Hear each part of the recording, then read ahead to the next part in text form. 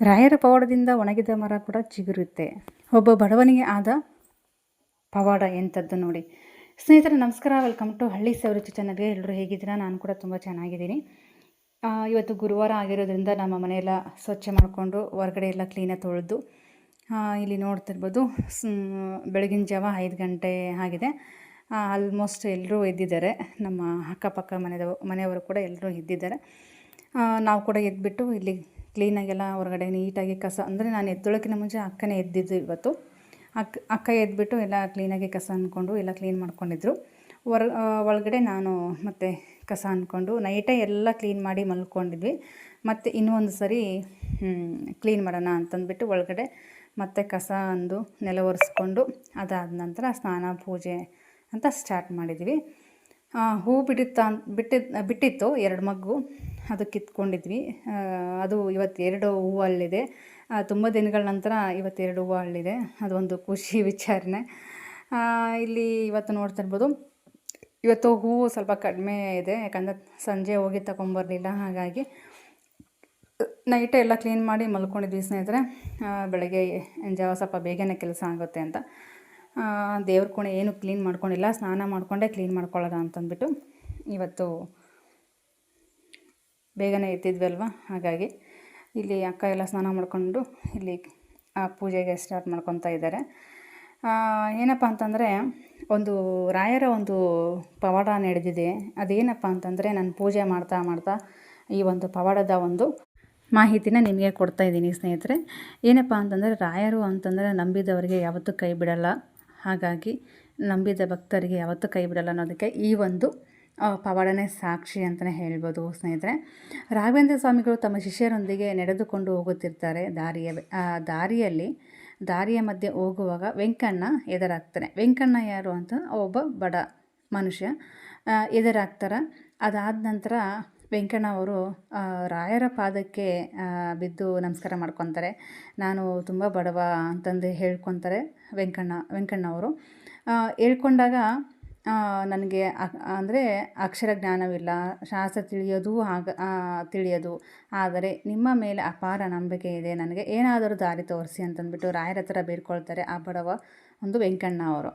ರಾಘವೇಂದ್ರ ಸ್ವಾಮಿಗಳು ಹೇಳ್ತಾರೆ, ಪ್ರೀತಿಯಿಂದ, ಮಗನೇ, ಭಕ್ತಿಗೆ ಅಕ್ಷರ ಬೇಡ, ಶುದ್ಧ ಮನಸ್ಸು ಸಾಕು. ಇಂದಿನಿಂದ ನೀನು ಏನೇ ಕೆಲಸ ಮಾಡುವಾಗಲೂ ಓಂ ಶ್ರೀ ರಾಘವೇಂದ್ರಾಯ ನಮಃ ಎಂದು ಜಪಿಸು, ನಿನ್ನ ಕಷ್ಟಗಳು ದೂರವಾಗುತ್ತೆ ಅಂತ ಹೇಳಿಬಿಟ್ಟು ರಾಘವೇಂದ್ರ ಸ್ವಾಮಿಗಳು ಒಂದು ವರನ ನೀಡಿದ್ದಾರೆ ಅಂತಲೇ ಹೇಳ್ಬೋದು. ನಂಬಿಕೆಯ ಪರೀಕ್ಷೆ ನೋಡಿ.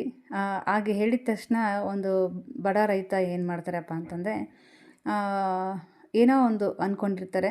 ಅದಾದ ನಂತರ ಕೆಲವು ದಿನಗಳ ನಂತರ ವೆಂಕಣ್ಣ ದಾರಿಯಲ್ಲಿ ಹೋಗುವಾಗ ಮಠದ ಕೆಲಸಗಾರರು ಒಣಗಿದ ಒಂದು ಕಟ್ಟಿಗೆಗಳನ್ನು ಚಾಪ್ ಮಾಡುತ್ತಿರ್ತಾರೆ. ಒಬ್ಬ ವ್ಯಕ್ತಿ ವೆಂಕಣ್ಣನನ್ನು ನೋಡಿ ತಮಾಷೆ ಮಾಡ್ತಾರೆ. ಏನಪ್ಪ ಅಂತಂದರೆ, ವೆಂಕಣ್ಣ, ನಿನ್ನ ಗುರುಗಳು ದೊಡ್ಡ ಪವಾಡ ಪುರುಷರಂತೆ ಅಲ್ವಾ? ಹಾಗಿದ್ದರೆ ಈ ಒಣಗಿದ ಕಟ್ಟಿಗೆಗೆ ನೀರು ಹಾಕಿ ಇದನ್ನು ಚಿಗುರಿಸಿ ನೋಡೋಣ ಅಂತಂದ್ಬಿಟ್ಟು ಎಲ್ಲರೂ ನಗ್ತಾ ಇರ್ತಾರಂತೆ. ಅಂದರೆ ಅಪಹಾಸ್ಯ ಮಾಡ್ದಂಗೆ ರಾಯರ ಒಂದು ಶಕ್ತಿಶಾಲಿ ಇವು ಜನಗಳೇನಪ್ಪ ಅಂತಂದರೆ ವೆಂಕಣ್ಣನ ಭಕ್ತಿಗೆ ಒಂದು ಅಪಹಾಸ್ಯ ಮಾಡ್ದಂಗೆ ಆ ರೀತಿ ಮಾಡಿ ತುಂಬ ನಗ್ತಾ ಇರ್ತಾರಂತೆ. ವೆಂಕಣ್ಣ ಅವರು ಸಮಾಧಾನವಾಗಿ ನನ್ನ ಗುರುಗಳ ಮೇಲೆ ನನಗೆ ನಂಬಿಕೆ ಇದೆ ಅಂತ ಹೇಳಿಬಿಟ್ಟು ಆವಾಗ ಅವರು ಹೇಳಿದ ಮಂತ್ರಕ್ಕೆ ಶಕ್ತಿಯಿಂದ ವೆಂಕಣ್ಣ ಒಂದು ಒಣಗಿದ ಮರದ ತುಂಡನ್ನು ಮಣ್ಣಿನಲ್ಲಿ ಹೂತು ಭಕ್ತಿಯಿಂದ ಕಣ್ಣು ಮುಚ್ಚಿ ಓಂ ಶ್ರೀ ರಾಘವೇಂದ್ರಾಯ ನಮಃ ಎಂದು ಜಪಿಸುತ್ತಾ ಅದಕ್ಕೆ ನೀರು ಹಾಕುತ್ತಾನೆ. ಅದ್ಭುತ ಪವಾಡ ಅಂತಲೇ ಹೇಳ್ಬೋದು. ಏನಪ್ಪ ಅಂತಂದರೆ, ಕೆಲವೇ ಕ್ಷಣಗಳಲ್ಲಿ ಸ್ವಲ್ಪ ಸಮಯದ ನಂತರ ಎಲ್ಲರೂ ನೋಡುತ್ತಿರುವಂತೆಯೇ ಒಂದು ಒಣಗಿದ ಕಟ್ಟಿಗೆಯಿಂದ ಹಸಿರು ಚಿಗುರುಗಳು ಆರಂಭವಾಗುತ್ತಂತೆ. ನಂಬಿಕೆ ಅಂತಂದರೆ ಇದೇ ನೋಡಿ. ರಾಘವೇಂದ್ರ ಸ್ವಾಮಿಗಳು ಒಂದು ಪವಾಡ ಎಂಥದ್ದು ಅಂತಂದರೆ ತುಂಬ ನಿಜವಾಗ್ಲೂ ಒಂದು ದೊಡ್ಡ ಪವಾಡ. ಗ್ರಾಮಸ್ಥರು ಆಶ್ಚರ್ಯದಿಂದ, ಇದೇನು ಪವಾಡ, ಒಣಗಿದ ಮರ ಚಿಗುರುತ್ತೆಯಲ್ಲ ವೆಂಕಣ್ಣ, ನಿನ್ನ ಅಪ್ರತಿಮವಾದದ್ದು, ನಿನ್ನ ಗುರುಗಳು ಸಾಕ್ಷಾತ್ ದೈವರೇ ಸರಿ ಅಂತ ಹೇಳಿಬಿಟ್ಟು ಜನರು ಅವಾಗ ಮೆಚ್ಚುಗೆ ವ್ಯಕ್ತಪಡಿಸ್ತಾರೆ. ಜೊತೆಗೆ ರಾಯರನ್ನು ನಂಬಲಿಕ್ಕೆ ಸ್ಟಾರ್ಟ್ ಮಾಡ್ತಾರೆ.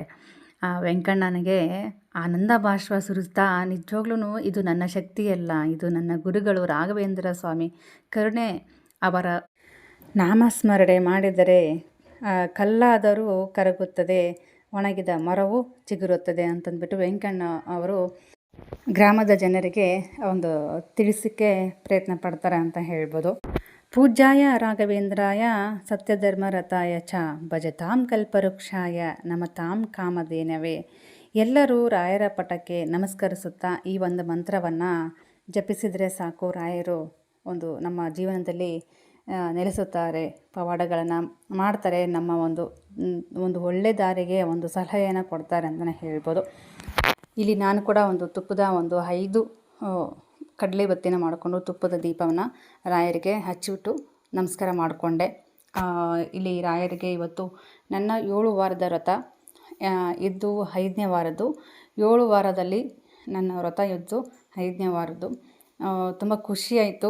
5 ವಾರ ಸತತವಾಗಿ ವ್ರತದ ಒಂದು ಆಚರಣೆ ನಾನು ತುಂಬ ಚೆನ್ನಾಗೇ ಮಾಡಿದ್ದೀನಿ ಅಂತಲೇ ಹೇಳ್ಬೋದು ಸ್ನೇಹಿತರೆ. ಯಾವುದೇ ರೀತಿ ಅಡ್ಡಿ ಆತಂಕ ಇಲ್ಲದಂಗೆ ನನಗೆ ವ್ರತದ ಒಂದು ದಾರಿ ತೋರಿಸಿದ್ದಾರೆ ರಾಯರು ಅಂತ ಹೇಳ್ಬೋದು. ಸ್ನೇಹಿತರೆ, ಯಾರೆಲ್ಲ ಹೊಸದಾಗಿ ನೋಡ್ತಾ ಇದ್ದೀರಾ ಪ್ಲೀಸ್ ಸಬ್ಸ್ಕ್ರೈಬ್ ಮಾಡ್ಕೊಂಡು ನೋಡಿ, ಪಕ್ಕದಲ್ಲಿರುವಂಥ ಬೆಲ್ಲೈಕನ್ನ ಪ್ರೆಸ್ ಮಾಡಿ ಹಾಲ್ ಅಂತ ಸೆಲೆಕ್ಟ್ ಮಾಡ್ಕೊಳ್ಳಿ. ನಾನು ಹಾಕಿರೋಂಥ ಪ್ರತಿ ಒಂದು ವೀಡಿಯೋಸು ನಿಮಗೆ ನೋಟಿಫಿಕೇಷನ್ ಬರುತ್ತೆ. ಸಡನ್ನಾಗಿ ನನ್ನ ಒಂದು ವಿಡಿಯೋನ ವಾಚ್ ಮಾಡ್ಬೋದು.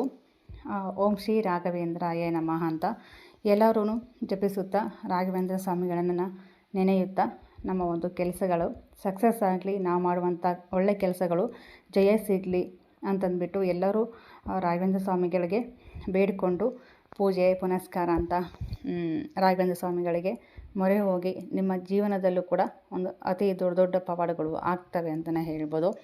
ಓಕೆ ಸ್ನೇಹಿತರೆ, ಇವತ್ತಿನ ಒಂದು ವಿಡಿಯೋ ಇದಾಗಿರುತ್ತೆ. ರಾಯರಿದ್ದಾರೆ.